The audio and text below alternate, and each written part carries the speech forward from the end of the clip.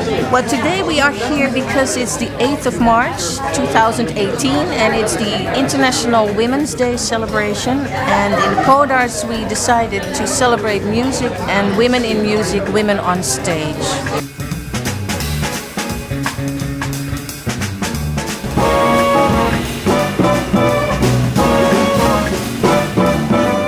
A lot of our population is female, you know, we have wonderful musicians that are female.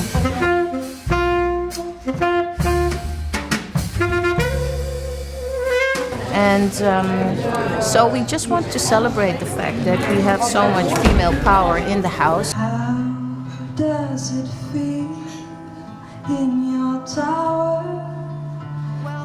It's not a specific ambition, but I think there's much more talent, female talent out there, and I would always invite them to come over to Codarts because we have a very eclectic and also good mix of female and male talents in the house, and we just want to keep that up, so feel invited to come over to Codarts, yes.